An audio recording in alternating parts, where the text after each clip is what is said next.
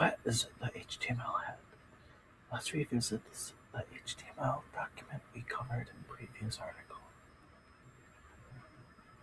The HTML head is the contents of the head element, unlike the contents of the body element, which are displayed on the page when loaded. The head's content is not displayed on the page. Instead, the head's job is to contain metadata about the document. In the above example, the head is quite small.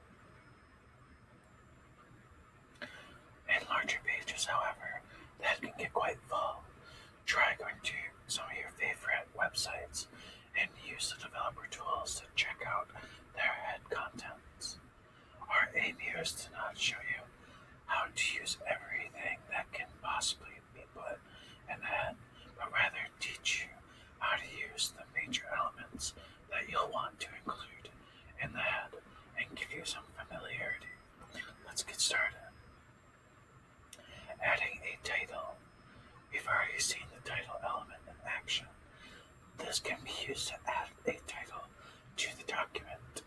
This, however, can get confused with the H1 element, which is used to add a top-level heading to your body content. This is also sometimes referred to as the page title, but they are different things. The H1 element appears on the page when loaded in the browser. Generally, this should be used once per page to mark up the title of your page content. The story title, a news headline, or whatever is appropriate to your usage. The title element is metadata that represents the title and overall HTML document, not the document's content.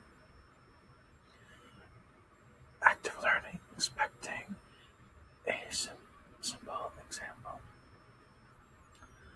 To start off this active learning, we'd like you to go to our GitHub repo and download a copy of the title HTML to do this. Either copy and paste the code out of the page and into a text file in your code editor. Save it in Sensible, please. Press the raw button on the GitHub page, which causes the raw code to appear, possibly in a new browser tab. Next, choose the browser's file, save as page menu. Now open it in your browser. So we're going to go here, and we're going to go to, actually I'm just going to copy and paste this, like that. We're going to go to plain text editor. So this is from last time. We're just going to go new, and I'm going to paste that in there, like so, and save it.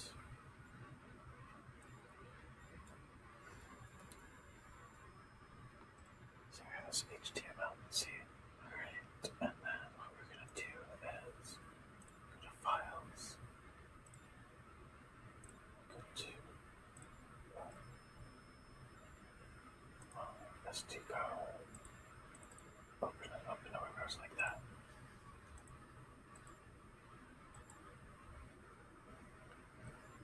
So this is what we see. Same exact thing.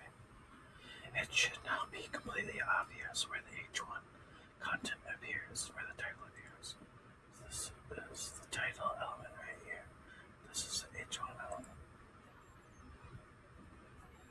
And where you should also try opening the code in your code editor, adding the contents of these elements, refreshing the page. Have some fun with it. The element contains contents are also used in other ways. For example, to try bookmarking the page bookmarks, star icon, URL. Perfect. You'll see the title. So suggested a bit more. Title contents are also used in search results, as you see below.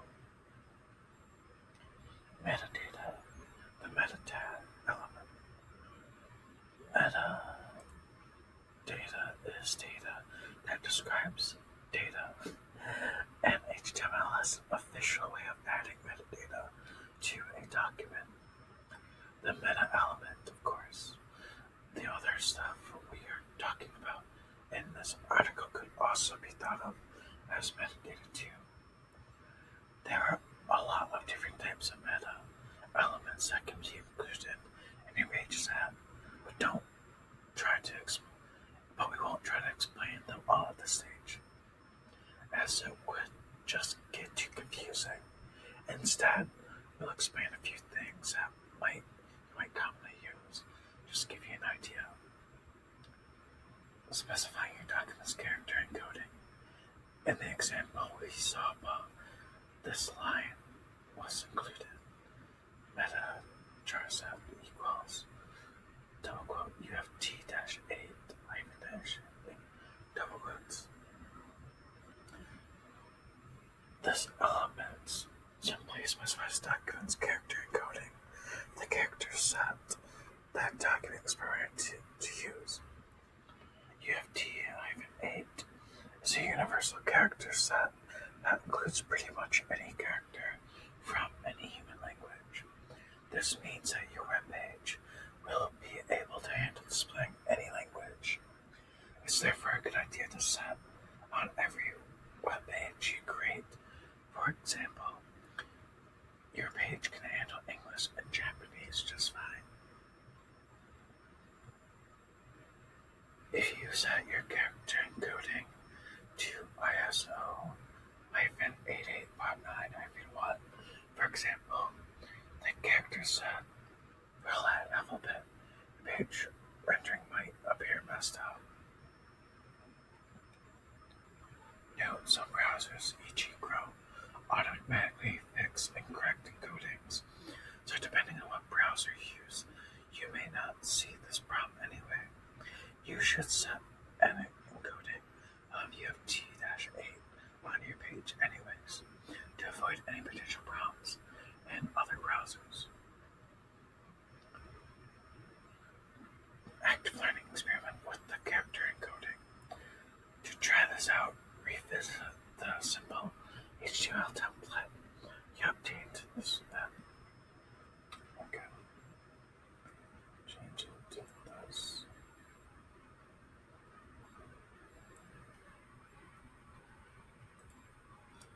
We'll change it to this right here.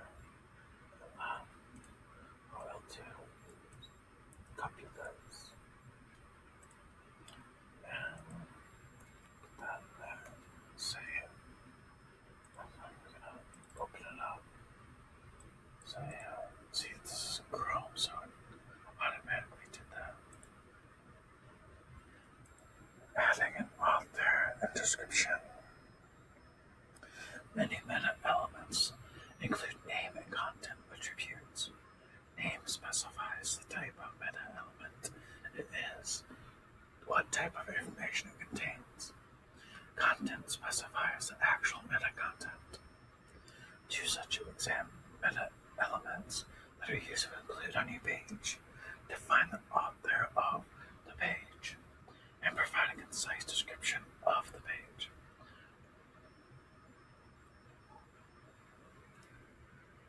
Specifying an author is beneficial in many ways. It is useful to be able to understand who wrote the page.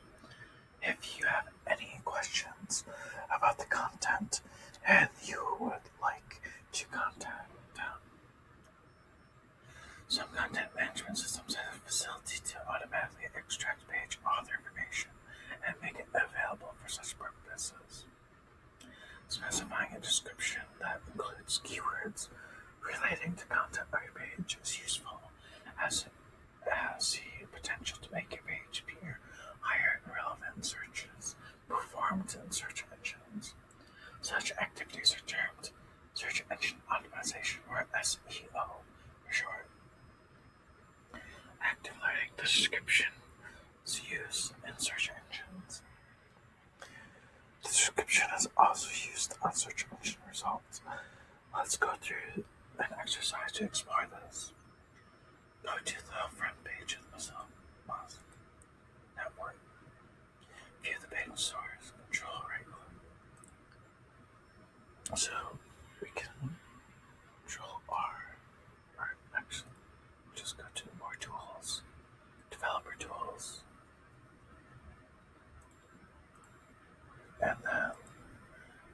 2 is view page source, context menu.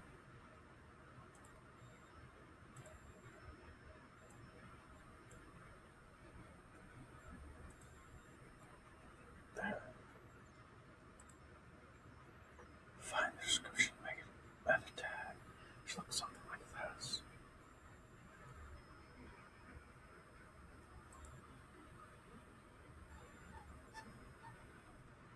See one.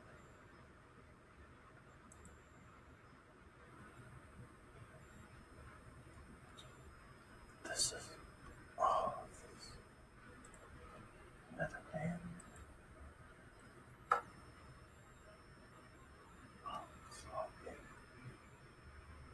Meta name goes at your content description right here. Meta content. So this is it right here. Provides information about open web technologies like HTML, CSS, APIs for both websites and progressive web apps. It also has some developer-oriented documentation for Mozilla products such as the Firefox developer tools.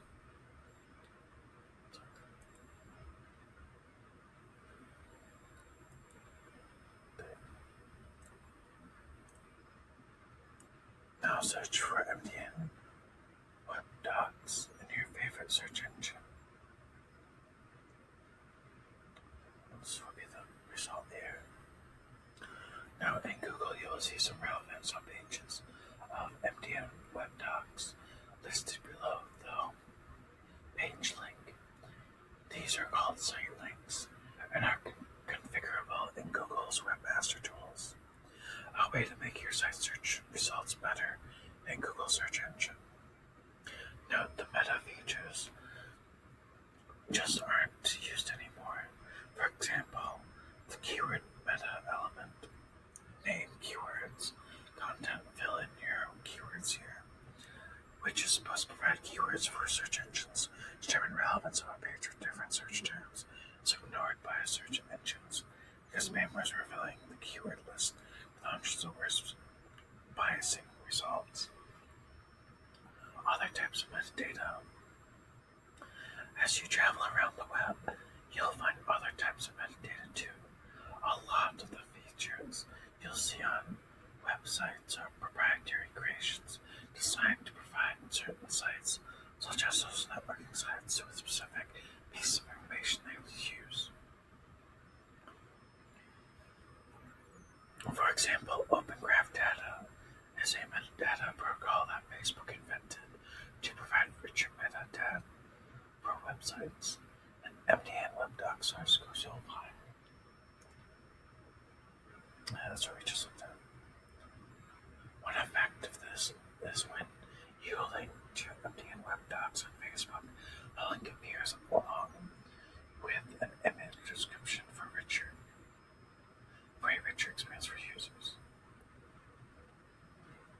Twitter also has similar proprietary metadata, which has similar effects, which site URL is displayed on Twitter.com. Adding custom icons to your site to ensure your site design. To enrich your site design, you can add references to custom icons to your metadata, and these will be displayed in certain contexts. The most commonly used of these is a favicon, short for favorite icons, referring to its use in the favorites or bookmarks listed in browsers. The humble favicon has been around for many years. It is the first icon